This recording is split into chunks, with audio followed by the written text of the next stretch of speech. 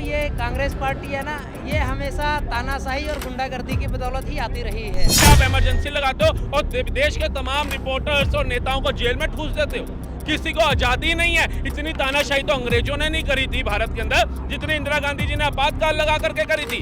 सब जेलों में थे और जितने यहाँ के बुद्धिजीवी, कलमकार, पत्रकार, वो भी जेल में। पत्रकारों की लाइटें काट दी गई थी, तब पेपर छपते थे। तो जिन्होंने इमरजेंसी का दौर देखा है, उनसे पूछना उनकी आत्मा क्या बताती है। कांग्रेस कभी बढ़िया राजनीतिक नहीं किया, न ही देश हित में काम किया। कांग्रेस को हमेशा कोसते रहेंगे और हमेशा कांग्रेस के खिलाफ खड़े हुए हैं कि देश में कांग्रेस की सरकार ना आए। पता नहीं कब दोबारा से इमरजेंसी लगा दे। उसे फादर मानना था, फादर बताना था, फादर मनवाना था, इसलिए चरखा चलाया और एक धोती लपेटता था। जो थोप दिया गया ना राष्ट्रपिता, असली तो भीमराव अंबेडकर को देना था।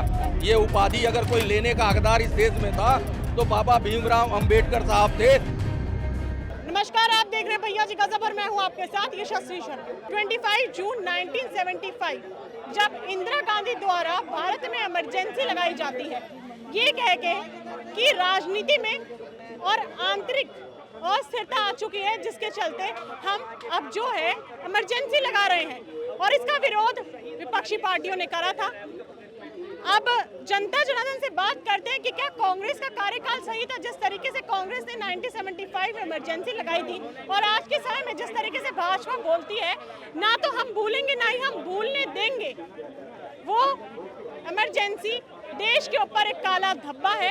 तो क्या यहाँ की जनता सहमत है इस चीज से? जी, जो 1975 में इमरजेंसी लगाई गई थी, बाकी वो काला धब्बा था, है और रहेगा। ना भूले थे, ना भूले हैं, ना भूलेंगे। मेरे परिवार के लोग भी जेल गए थे, जेल में रहकर के आए थे इमरजेंसी में। अभी पीछे कुछ टाइम पहले मुलायम सिंह सरकार ने कुछ उनकी पेंशन बांधी थी, कुछ अखिलेश ने बढ़ा दी थी, अब थोड़ी सी और बढ़ा दी गई है। जो यातनाएं कांग्रेस सरकार ने दी थी इमरजेंसी में, लोगों को छांट छांट के जेल में डाला और जेल में वो यातना दी गई जिसका मैं वर्णन नहीं कर सकता, क्योंकि मेरे परिवार के लोग भी जेल रहे थे इमरजेंसी में। तो मुझे पता है मेरे लोगों ने क्या यातना सही थी। तो इसलिए ना कांग्रेस को भूल सकते हैं, ना उस इमरजेंसी को भूल सकते हैं, ना उन यातना को भूल सकते हैं। काला दाग था, है और रहेगा। और हम कांग्रेस को हमेशा कोसते रहेंगे और हमेशा कांग्रेस के खिलाफ खड़े हुए हैं कि देश में कांग्रेस की सरकार ना आए।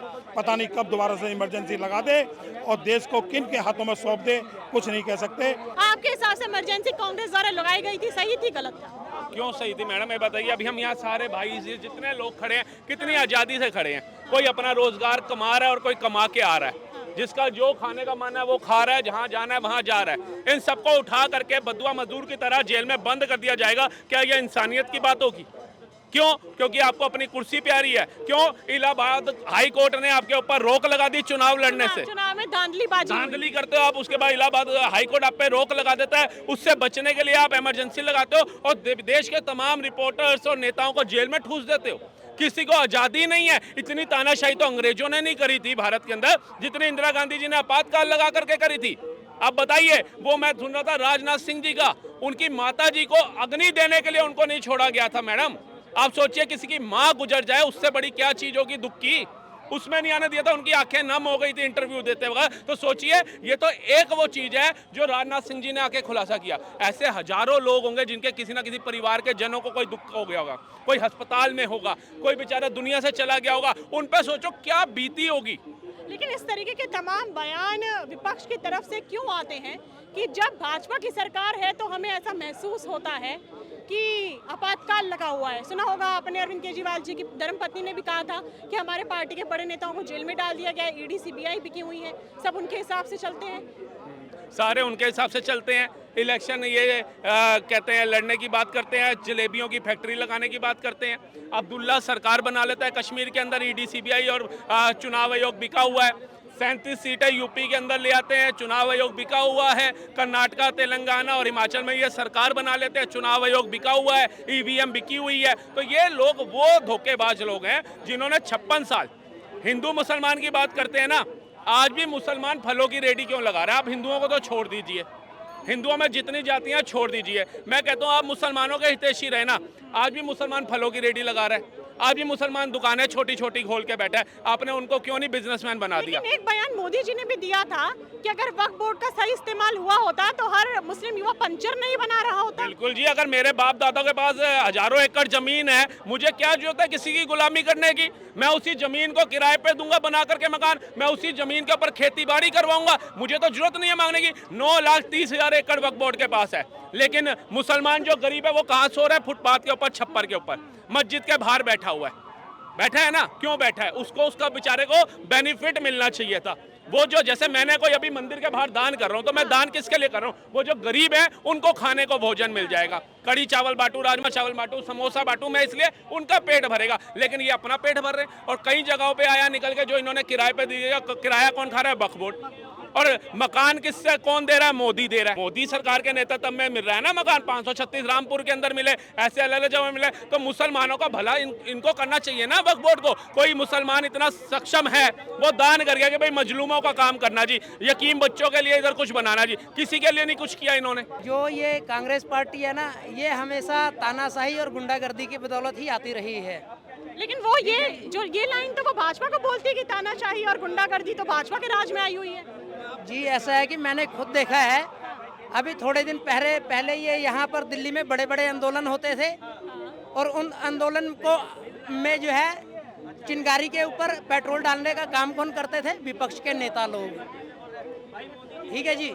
कांग्रेस के शासनकाल में और अभी के शासनकाल में क्या फर्क है? अभी जी एकदम से लोकतंत्र बहाल है, और पहले के टाइम में ना कांग्रेस के शासन में आपातकाल लगा हुआ था, यह जाहिर सी बात है। इंदिरा गांधी का दिया हुआ कुछ ज्ञान सोनिया गांधी के शासन में भी चला है। ठीक है जी।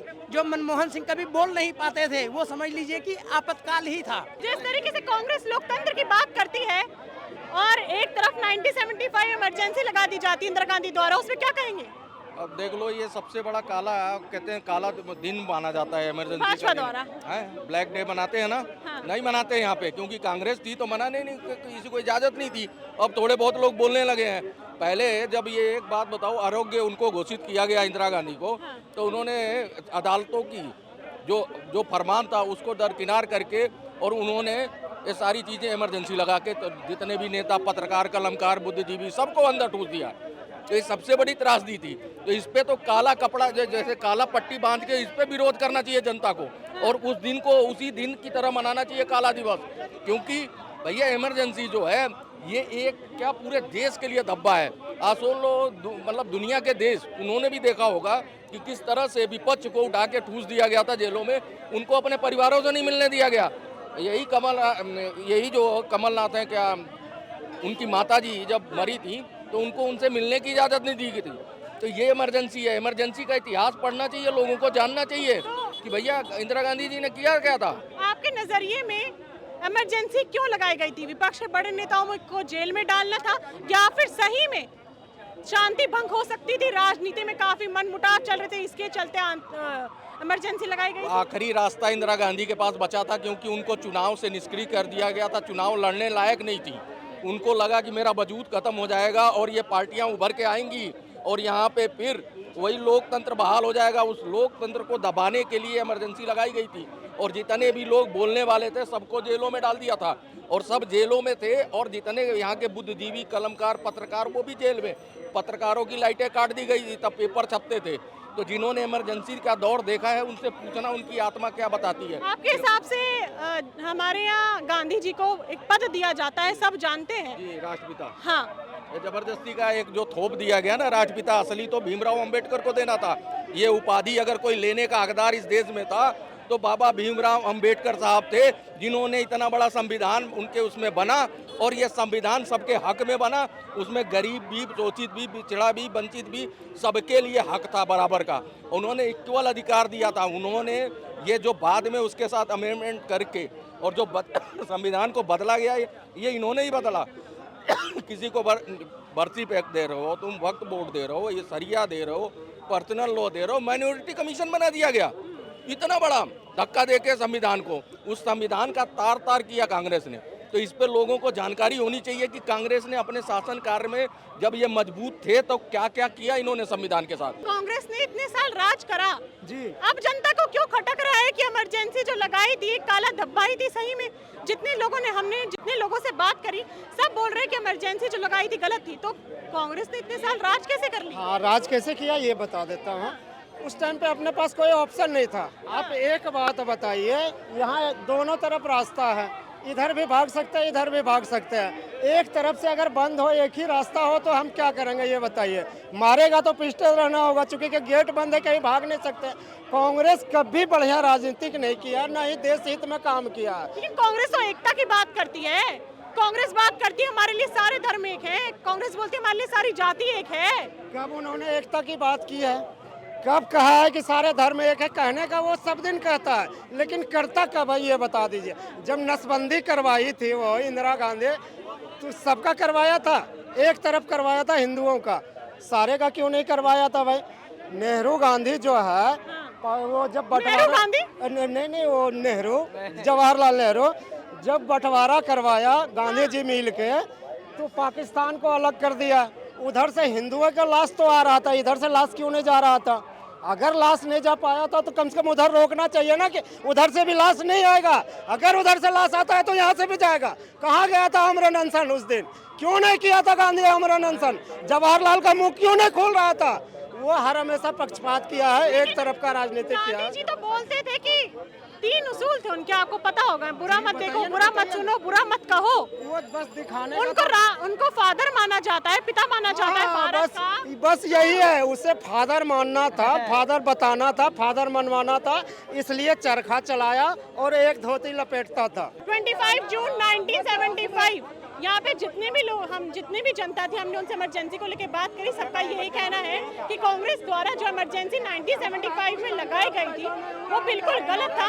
उनको ये डिसीजन नहीं लेना चाहिए था।